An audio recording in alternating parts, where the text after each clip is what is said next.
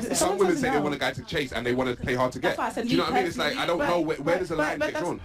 Have you ever rejected a man specifically to test his determination to winning you over? Of course. I love the chase. I love the chase.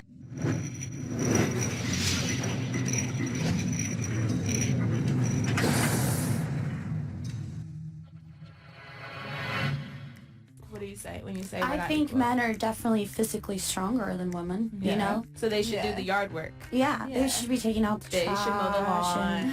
and fixing my car, changing the oil. Okay, well, are you okay with making sandwiches and giving him sex whenever he wants? Sex I'm is okay with crazy the sex. whenever I'm you not want. sure. I'd be making really bad sandwiches. So I don't feel like that. So he's got to stick to his duties, but you don't have to necessarily fulfill yours. That's right.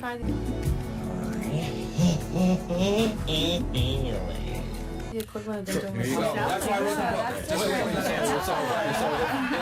Thank you for proving my point, bro. Holy goddamn, man. That's why I wrote the book, guys. And if anyone ever wonders why so many men are traveling across seas to go find other women, this is such a big reason why. Several years ago, even Tom Likas discussed this on one of his radio shows, how women have absolved themselves of their traditional roles while they still expect men to adhere to their traditional roles. Such a great example, I couldn't resist putting this portion from the Fresh and Fit podcast on this video. Amount. Like, there was a guy in a college in the United States, and the girl said that he graped me. The average guy, no money, no incentive. She said he graped me at the dorm. And there is video of her coming on to him, pulling him back to the dorm, like forcing herself on him. And she turned around, average chick. No incentive. So why would I just believe anybody that doesn't have evidence or proof? And here's that exact video that she just talked about with that college kid. It happens all too often. Two college students drinking too much and heading off to have sex. We were just drinking, having a good time. But was the woman in this case, a 19-year-old University of Southern California student, too drunk to give consent? This surveillance video appears to show her making the first move at the college bar Banditos and eventually pulling 20-year-old fellow student Armand Premji toward an Uber. You know, just while we were talking, she put her arms around me. She started kissing me on the neck. We started making out. But the night would end for him with allegations of she ends up in the hospital with alcohol poisoning. But tonight, he's a free man, in part because of these videos. And at any time, did she say no? No, that was consent throughout. She's the one who wanted to have sex. According to the police report, soon after they left the bar, Premji took her to his Kappa Sigma frat house, having to carry her up the stairs, and that she was so drunk his frat brothers thought it too risky to have her there.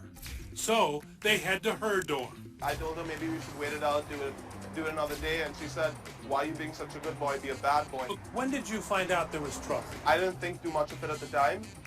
It was only the following morning when the LAPD came. What happened at the bar may be very different than what happened inside that dorm room.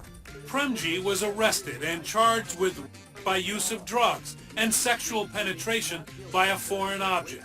Premji was released on $200,000 bail. All along, he said the encounter was consensual. I thought it was absurd that they would even make a charge against me. But then last week, at a preliminary hearing, the charges were dropped. In the end, the judge ruled in Premji's favor, citing the evidence.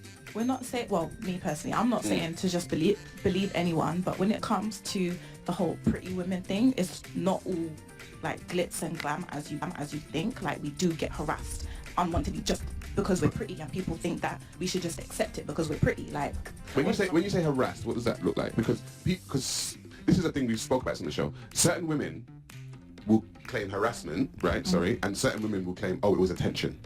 Followed home. Does that make sense? Followed home. Followed home. No one follows it. If someone follows you home, that's harassment. Wait. When you say no and they don't take that no for an answer, that's not harassment. Yeah, I think there's a whole different spectrum. Some women say they want a guy to chase and they want to play hard to get. Do you know what I mean? It's like, I don't know where does the line get drawn. Okay, if you say no. The following clips are perfect examples of how women will often test a man's willingness to pursue because they just love the chase so much. This is just trouble waiting to happen, and avoid it at all costs.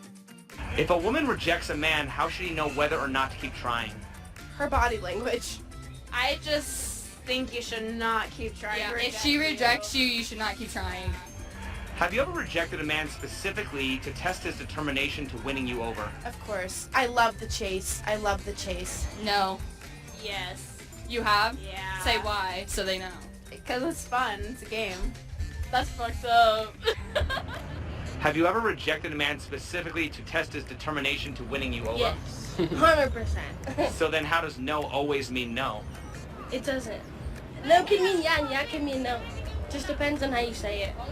Oh my God. If women have the right to choose not to be mothers, do you think men should have the right to choose not to be fathers? They have that choice anyway. That first reply was they have that choice already. And that person went on to discuss how we have that choice to focus on the birth control, take the responsibility over the child, not actually to opt out of parenthood the way women do. Exactly like what this other woman speaks on when Cassie J interviews her. Men's rights activists feel like they have virtually no reproductive rights. Do you think they do? Sure they do. Men have the right to take responsibility for contraception and birth control. And then if they have fathered a child, taking responsibility for that child's upbringing. And Tom Likas has another example right here with the woman that he speaks to. And even how she says that men need to take responsibility and keep it in our pants rather than us having the option to be parents or not. Lisa, on the Tom Likas Show. Hello. I'm here. Well, the last caller just tops it all. I mean, he's saying how his poor brother got this girl pregnant. Well, come on. Who's the idiot here, really? Poor him. He now has this debt. Well, he should have kept it in his pants. Adair, people don't keep it in their pants. They have sex. That's what people do. Then they need to be more responsible. Well, I agree. You should certainly wear a condom, but... And that's it for this episode of The Men's Room. We appreciate your participation. Please like the video, comment, subscribe to the channel for more content. For those of you that enjoy this content and wish to support the channel for content creation, please visit the PayPal link in the description below, and we'll see you next time.